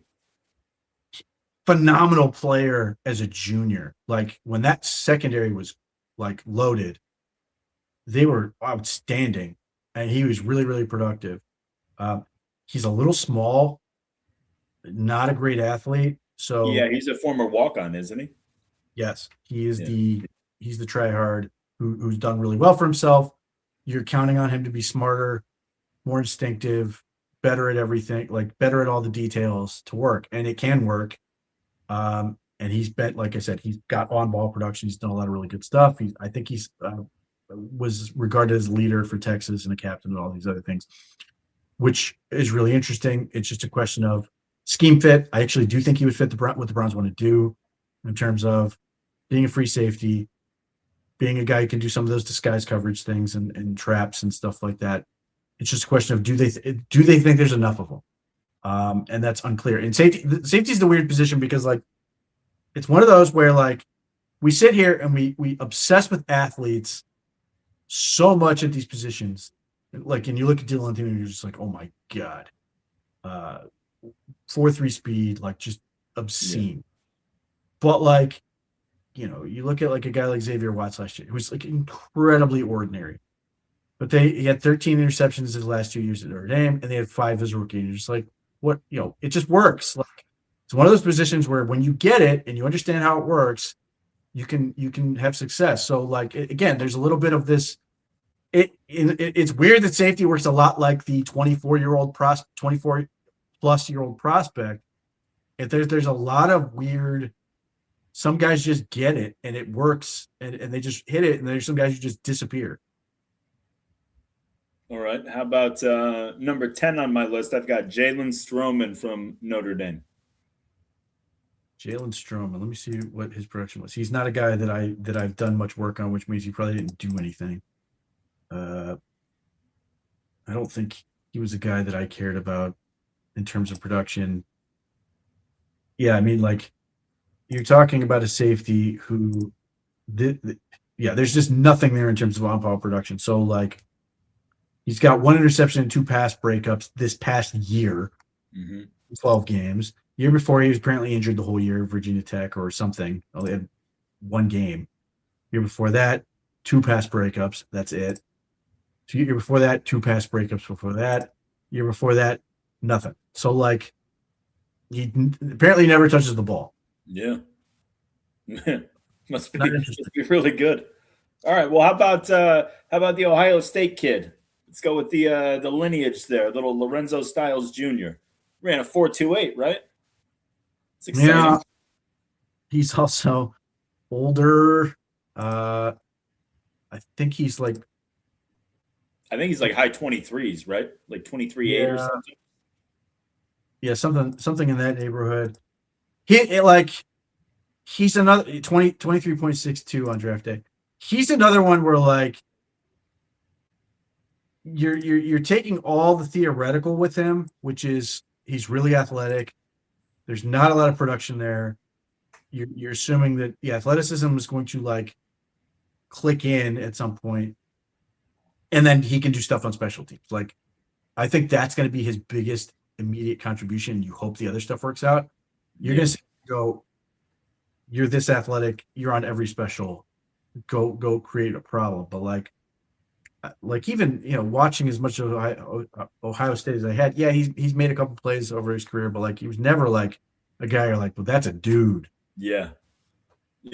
Well, and he's rated somewhere in the 200s. Like he's not going to be. I would not be surprised if he goes undrafted, but like the speed may be the difference. Like, there's only so many guys that can do that, but like, unless he knows where he's going beforehand, it just doesn't seem to matter enough. All right. Well, outside of that list, obviously, like we talked about what the Brownies have on the roster as is. What do you make of Donovan McMillan? Like, do you think he's like a potential third, safety in the rotation type guy? Do you think he's maybe a year away from that? Do you just not really see much from him? He's a big kid. He's about what, like 6'2", 220? Big boy. Yeah, I loved him. His profile coming out of college, I thought he was a guy who was draftable. Yeah. When the Browns got him, I want to see what he and Christopher Edmonds can do. But I want to say I think he sacked Tua in the Miami game, and then outside of that, I don't remember hearing his name. He's played some special teams. He played a little bit. I mean, I would love to see the kid succeed, but he's not going to stop me from making a move. The only thing he might do is steer me in terms of profiles I'm looking for at the position, because he's another guy who's more boxy. He can't play free safety, but like they've got a lot of the same guy who all seem to profile more as a strong safety. Yeah. And that sort of would say, well, if we really like Donovan McMillan and Christopher Edmonds, and we think one of those guys can do something, then it's going to steer me over into maybe guys who are pure free safeties to sort of give the Browns something else they don't have enough of. Okay. That's reasonable. Now, we spent some time last week talking about interior offensive linemen. And I'm I'm a big Keelan Rutledge fan. I love the idea of him at center, and I know we got into this last week. I love the idea of a center who's going to be a tone setter and a guy who's just going to be ready to do that bare knuckle brawl every single Sunday. But either way, I figured we could shoot over this list real quick, and you can kind of give me your pointers on these guys. Number one, I'm gonna skip, which is Vega Ioane from Penn State. Now I know this one's a little bit older, so you can save telling me that immediately, sir. But let's go. Emmanuel Pregnon, your favorite from Oregon. Why don't you love Pregnon? And why is he so highly rated? He's 24. Yeah. He has played 6 years of college football. He's played at 3 different colleges. So he better know what he's doing. Like, it's unappealing. Like, if you're trying to put together the nightmare mock draft for me, or the nightmare draft for me, it's probably Caden Proctor at 6. Not that he can't be a good player, but just the risk involved scares the crap out of me. Yeah. And like Emmanuel Pregnon at 39, like I would be irate at this situation. Throw Denzel Boston in at 24. Yeah, that would be another one, right? Or maybe Kenyon Sadiq. More Omar Cooper. Omar Cooper 24 would drive me more nuts than Denzel. There are some Omar Cooper truthers out there. Oh, yes. I've heard people telling me that he's better than Mekhi Lemon, Pete. How you feel about that? I've seen this high as 11 and 13. Yeah, I don't see it. Like, there's just no upside there. Like, if he was that good, why is he still in college? Like, he's been there forever, and he's not like flawless either. He's pretty good. Yeah, but he's not as good. Like, nobody. I don't know anyone that rates him higher than Chase Bisontis, who's like over 2 years younger than he is. I would easily take Keelan Rutledge over him. Like, not even a second thought. Yeah. So it just does not. It's just unappealing to me to use a like one of the pushbacks I get from like people who are like saying, why do you want to take such young guys? Like, how many 3 contract players are, like, you're always shooting for 3 contract players? It's like, no, I want to get 2. And like, you see how fast guys can have injury ruined careers. Yep. Like, these guys have like absorbed a ton of football already, have not played in the NFL, and you're like, I can count on the fact that I'm going to get 2 contracts out of this guy. Well, 2 contracts out of this guy's going to be into his 30s. Yep. So no, I have no interest. Like, that to me is a guy where you're sitting there going, I'm probably going to get 1 contract out of this guy, and I hate that. And a draft asset to me says 2 contract player. Yeah, I would agree with that, and I think you make a really good point. He's been around for so long. Why is he not a dominant force? Like, why isn't he like a no question? Like, oh my, like, you have to take this kid. He's that good. So yeah, I agree with you there. All right, how about we've talked about Connor Lew from Auburn. Now he's coming off the ACL injury, which I believe occurred in October. Whatever, his knee is injured. Yeah, that's already a no for me. I don't injured guys. There's upside there. Obviously, I'm not privy to the medical reports. Some teams will evaluate him and feel great about him. I go back to Zinter is the most recent example. You took an injured guy. How's that working out for you? Maybe Zinter will be better this year, but like, it's a variable. It's something else you cannot predict. You can sit there and go, man, he's healing great, and like, then all of a sudden he's cleared and it just ain't working right. Is tough. Or worse scenario, he injures the same knee again, and like, now he's two major knee injuries. Like, I'm looking at DeJuan Jones. I've watched him go through three in 3 straight years. Like, it's a nightmare.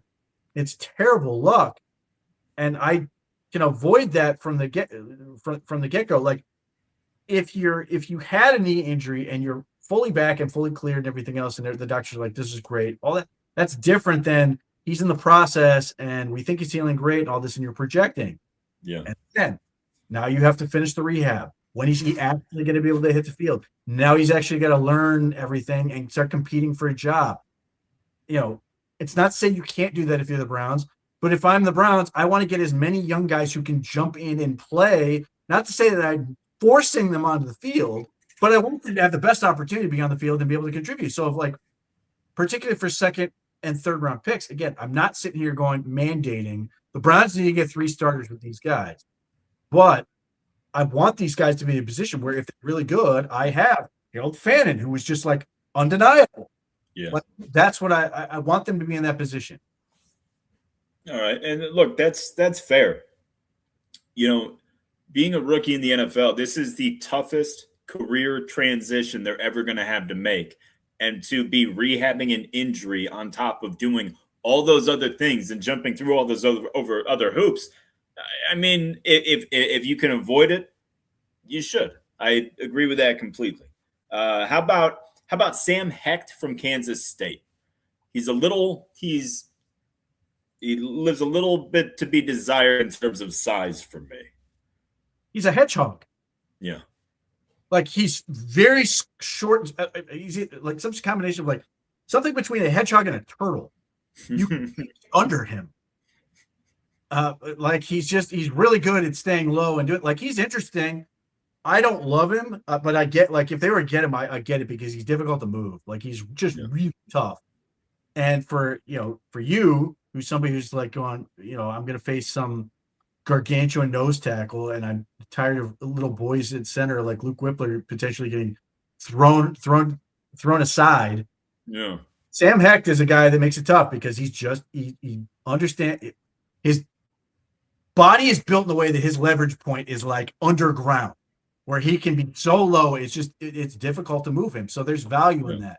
He's also a little bit more athletic than you probably think, but he's center only. That's the big drawback with a lot of these guys, is like he's center only. So he needs to be on the field like either year 1 or year 2, given where he's being selected. Like, if he's your second lineman, you are really hoping that he's going to jump in there year 1, start, and move Elton Jenkins back to right guard.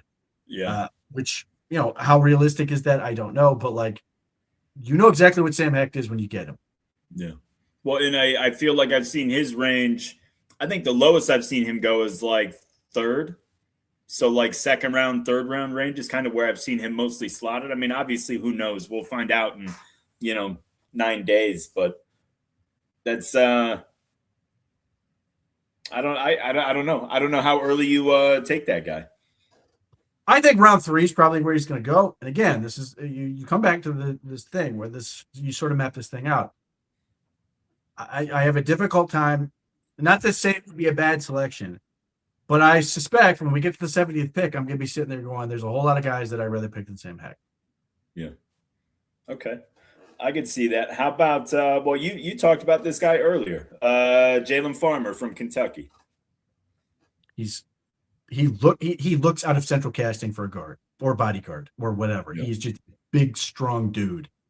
And he can impose his will when he wants to, but that's the thing. Like, he's super strong. He can do all this stuff. He's really good at a lot of things. And then just like, I don't see the tenacity or the mean streak in him that I'd love to see it. It doesn't mean he will be a bad player. Like, he looks like he could be a guy who could be a starting guard. Yeah. And there will be an element to his game, at least for me, where I watch him and maybe he to me is the guy who does his job every day, and there's no shame in this, goes to his job every day and then just leaves, and that's it.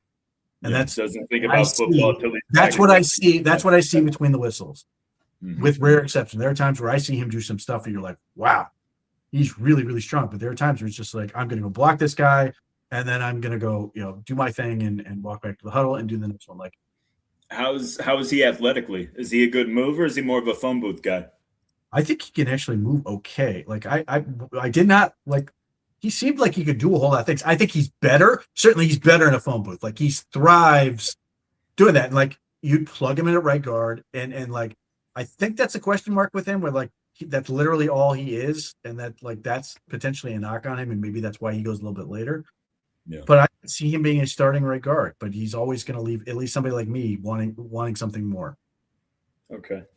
How about let's stay in the SEC. How about Jake Slaughter from Florida? Yes, Scott Petrak's younger brother. Oh, that's right, he does.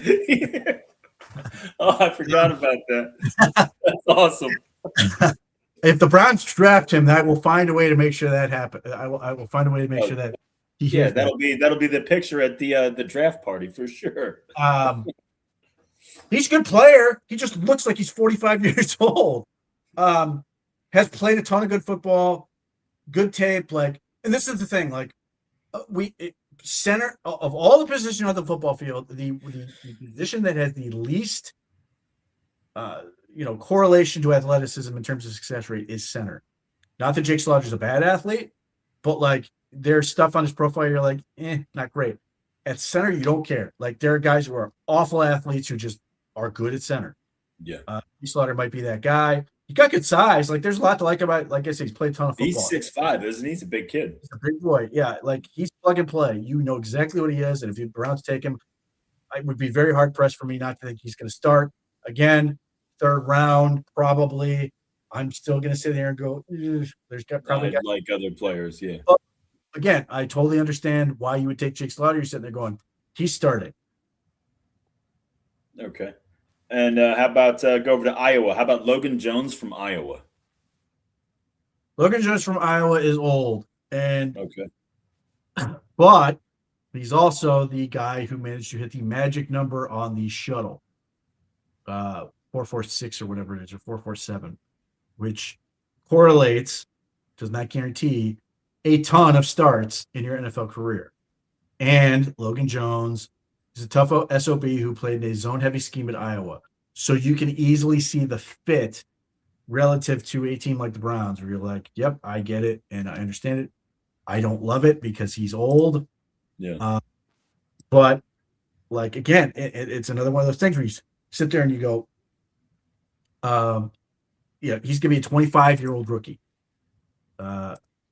So if you're picking him with intention. Like, he's got to be on the field quick. And I would venture to say he's got to be on the field at year one. Immediately, yeah. Like year two wouldn't be the end of the world, but it would still feel disappointing because Logan Jones is another guy. He's center only. He is not doing anything else. Pete, you're talking about a fifth-year option, and he's 30. There's no fifth-year option for that guy. He's not getting picked. No, I mean, I'm just saying, like. Yeah, I mean, like, he's like, that's the problem. Is like you're picking a guy who could well be a one contract player. He might be good, like he might work, but that's the risk. That's why I don't like doing this. And he's going to go earlier than I would be comfortable with for me. Yeah. Again, it's another one where I go, I get it, but I hate it. Okay, how about Billy Shrouth from Notre Dame, guard? Yeah, I don't know a whole lot about the Notre Dame linemen other than they're not bad. Jeremiah Love was not exactly hurting for blocking. Yeah. None of them, like, from profile to athleticism, jumped out to me. I think that the most interesting one might be Emil Wagner as a day 3 guy, but like the guy, like the guy was a tackle though, right? Yeah, could theoretically be a tackle or guard. Yeah, but moving. Yeah. No, if you want to look at Notre Dame lineman, it's the kid who's going to be starting at left tackle, I believe, for them next year, who's an absolute freak show. But no, none of the linemen at Notre Dame this year are particularly interesting for me. Mm-hmm. Okay, and then last guy on my list, personal favorite, friend of the show, Burton, that we've already talked about. He's a risky pick. He's going to be 24 as a rookie. He didn't really break through until this past year. Those are the downsides to Burton. Having said that, he is wildly athletic for his size at like 320 and could easily fit what the Browns are doing. And though I think he's only really a center, he theoretically has guard viability. But like, what makes him interesting and why, if he's sitting there in like round 5 or round 6, I totally get it, is he has the movement skills. I'm not going to say he's Aaron Brewer or Kelsey or anything like that, but like for a guy his size, he has notable movement skills while having enough heft to theoretically hold up at the point of attack. Now, I think there are a number of things he's got to work on in terms of his like blocking process. I think he has to organize his like his methodology to maximize his strength. Like, you don't see for a guy who tested as well as he did, you don't see that power often on tape. I think he needs to. I don't think it's a strength issue. I think he's got to figure out how to do this more appropriately in terms of his punch and getting his routine in order to maximize his power. Yeah. He's just really interesting because you don't often see guys that big with that kind of movement skills. And you're talking about the Browns team, who I think want to be able to have their center do some moving and their whole line do some moving, but theoretically checks the box for you that you're worried about, where like he's probably not going to get, just destroyed up the middle. Now he's got a really interesting process in terms of how he pass predicts. I have some questions with it. And you can see the athleticism. Like he will snap the ball and immediately launch himself backwards to sort of like assess the situation and figure some stuff out. I get it because it sort of works for him and it's found to be a good process. I get a little bit weary with it because it does naturally collapse the pocket a little bit. So if he's now giving up more ground than that, like he's got to win at that point or he's in trouble. So he is a risky pick, which I could totally understand a team like the Browns making him. Like I said, if he's there in round 5, round 6, you're sitting there going, yeah, he's probably center only, even though I know there's some people who think he could play guard because he has played guard in his career.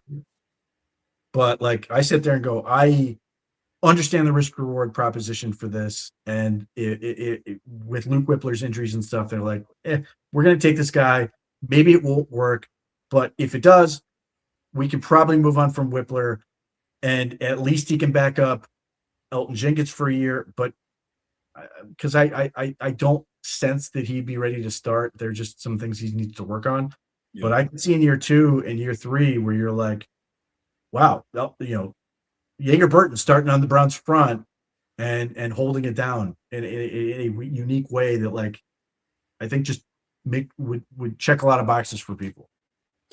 So let me ask you this, and obviously, an opinion doesn't really matter long term. He's going to get the opportunity this offseason to prove any merit that he may or may not have. Zach Zinter has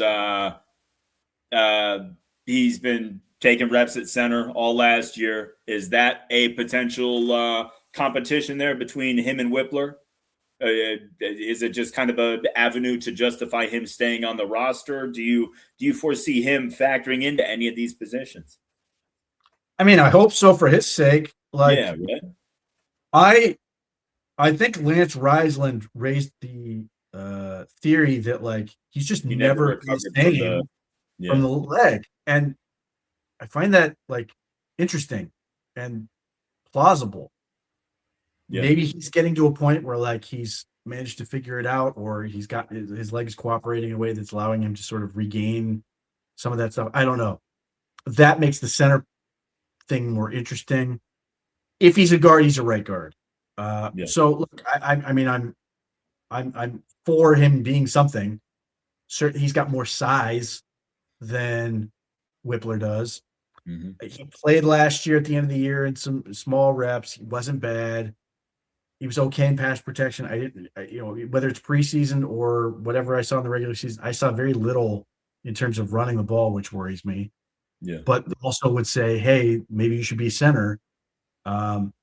So I don't know. Like those are both guys where like Zach Zinter's a guy where if it doesn't work, I could easily see us getting to August and seeing him get traded for, a 7th round pick in 2045 or whatever, or some player for player swap or something. If he's not like a real factor, I don't think he's going to be on this team this year. I don't think they will cut him. I think we'll find a way to move him, but like it just goes to my theory. Don't draft injured guys. It's just a bad proposition. So I hope so, because look, at this point, anything provides a plus. And look, I will defend Zinter to this point. He was on a depth chart. Joe Bitonio, Wyatt Teller, and Tevin Jenkins last year. He's guard 4. Like he just is. But one of those guys is back. Yeah. The 2 are gone. So like they've added 2 more players to stack on top of him already. And I'm hoping that they're going to draft another one and not put him at center because I'm not a monster. and let Keelan Rutledge, who's played nothing but right guard in college, thrive at right guard. Yes, That's he fine. took some snaps, for teams or whatever, but that's fine.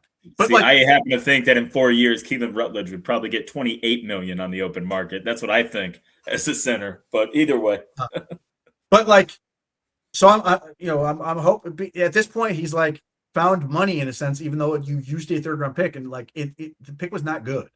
that's honestly that's so disheartening to think that we have that little faith in a third round pick who's had that little opportunity. Like I would love to just have the confidence to be like, oh, he's just waiting for his opportunity, Pete. We've had him waiting in the wings, man. I would love that. I mean, look, quietly the Browns are like seemingly cautiously optimistic that they feel good about like that they're putting him in a situation that's going to be good for him. Yeah. But like still, they're not sitting there going, Zach Sinters, get ready. Zach, like, because they are looking at all these other, they are looking on the interior. They are looking at, they did bring back Tevin Jenkins. They have all these guys. So like nothing's been proven to this point. So like, let's put it this way. The fact that the Browns aren't like coming out and saying Zach Sinters a dude, which I don't know whether I would believe anyway. Yeah. I'm happy that they are acting as if he's disposable in the sense that means they're not relying on a guy they can't rely on. So they're putting themselves in a position where Zach Sinter can be a bonus and a benefit rather than we are counting on this guy and we're putting ourselves in a position to be let down by him. Yeah. And that's fair. And you got to give them credit. Every single piece they've added to the line is just drenched in versatility.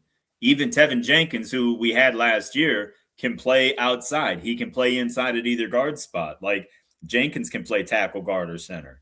Titus Howard can play guard or tackle, both sides. I mean, even Zion Johnson, he was a right guard his rookie year. He's been a left guard since, So it's like nothing's set in stone. They have the ultimate ability to just basically play their best five guys in the five best spots.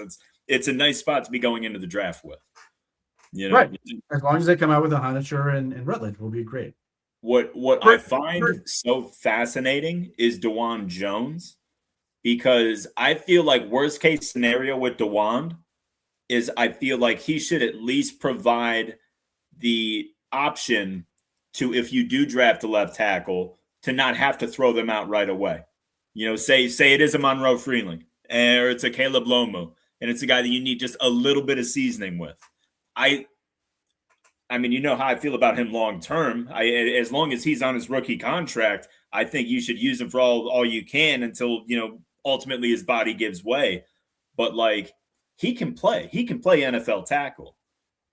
Yeah, I mean, the thing is, like, make of it what you will. Yeah. He's had a lot of Browns media. Yeah.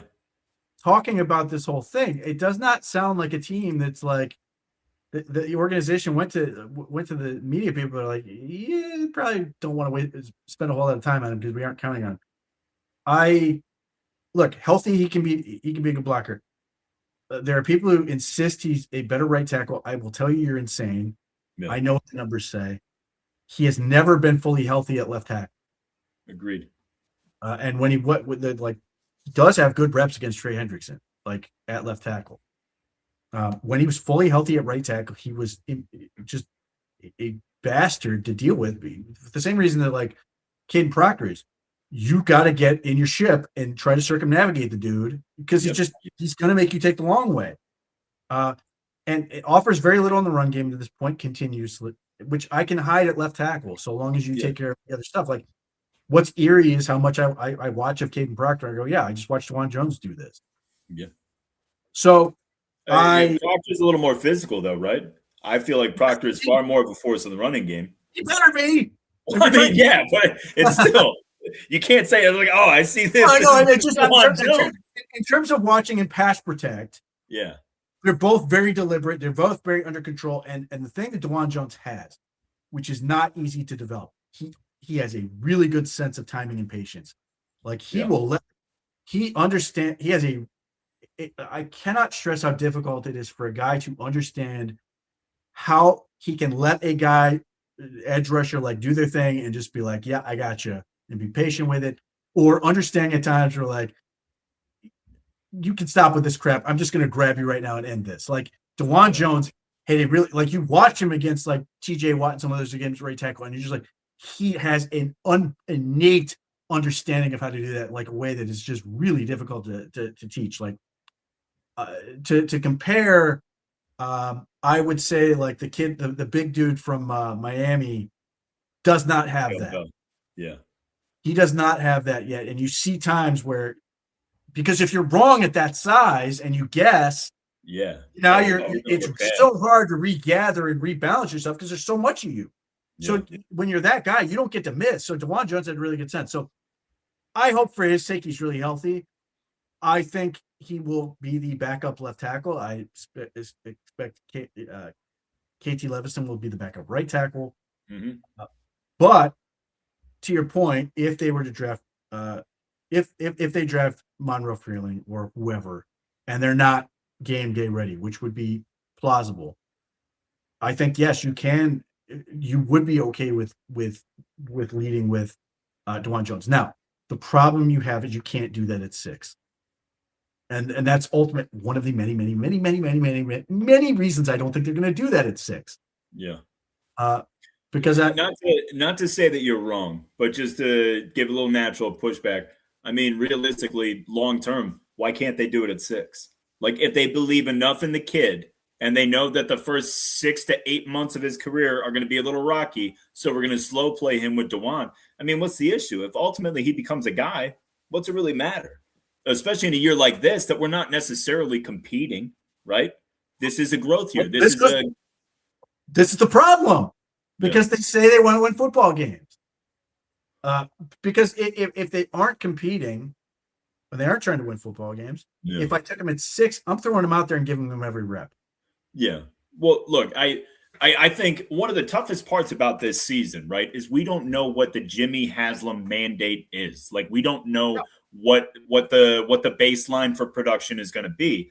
But like, take that out of it. Say Jimmy Haslam gave him a green light. Like, we know this is the first year. We know we're a young roster. We want to see growth. We want to see wins. We want to see improvement.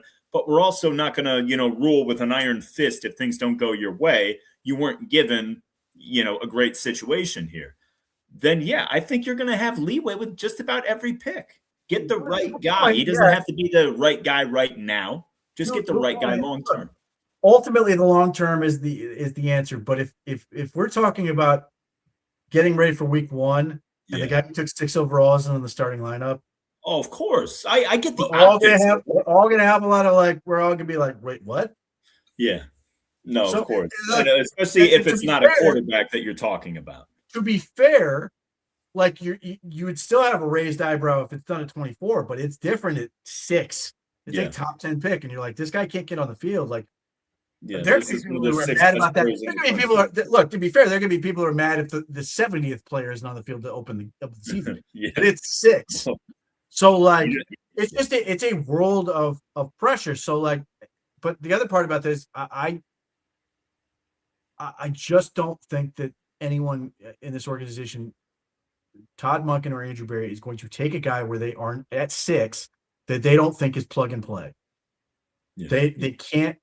They aren't going to be like, well, in 2 years, this guy's going to be great.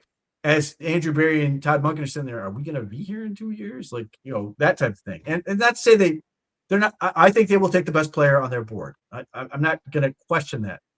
I just don't think it's going to be a tackle at 6. I think it's going to be more likely at 24 or some maneuvering of trades or moving back. Like, even if it's at 12, all of a sudden it takes a little different feel to it. That I just don't see it. But like, to your point, if let's say it's 24, I can see DeJuan Jones. Like, here's the other part. If they are smart and they take Max Ahanicher at 24 or whatever, and they put him at right tackle, I'm not 100% sure DeJuan Jones can't give Titus Howard a run for his money. I think everything leans into Titus Howard's way. Certainly, he's got more money. There's more investment. There's more expectations with him. But DeJuan Jones is interesting enough. I think Titus Howard ultimately wins that job because he offers more in the running game, but he doesn't offer much. Yeah. But DeJuan Jones is like, he's talented. It's just health. Is he going to be? And here's the question. This is, is he going to be 100%? Is 100% even a possible at this point? And I don't know the answer to that. If it is, he can be a factor. If it isn't, then we're probably, ultimately playing out the string. And I think he's going to end up being the backup left tackle. I still think that's ultimately what's going to happen. But I would just say if he's 100%, the kid is working his butt off. Like I give him for the second year in a row. They've said lose weight. He's like got it and lost weight, and it's been better for him. And that's why I feel awful that the kid got low bridged last year. Yeah, a fluke play. It's just it's not much you can do, especially when you're that size. And he tends to run a little more upright. I would love to see him be able to bend the knees and get a little lower, but it's kind of tough when you're 6'8". He looks like a basketball player in that sense. He's very, very tall. Plays. Well, either way, Pete, wonderful job as usual. Thank you guys in the chat for sticking with us. It is always a pleasure. Special thank you to the OBR streaming network and OBR.com for being amazing as they always are. Remember, guys, we got the draft in 9 days. Lane has been absolutely killing it in Rumor Central lately. So get to the OBR.com, become an insider, get all that good information from Lane, from Pete, from Fred Greetham, who's got boots on the ground in Berea. Thank you guys again. Great show. Great to be with you. And we can't wait till next week's draft and next week's show. We will catch you guys. Why can't we wait, Joe? Where will we be? You will be live on the cover. Joe will be there. We will be live. You tell me. Is this official? Is this official? Yeah, you're gonna be on the coverage. You'll be there. Oh yeah, I know. I mean, I know that. I just don't know where we're covering from just yet. That's all. That part is yet to be determined, but you will be there. That's the mystery. But yeah, we will be there, guys. I'm pretty much rounds 1 through 7. So be sure to check in. Check in at the door. We're going. Either way, have a great night, guys. We'll see you next week. Go Browns, and catch you guys on the flip side.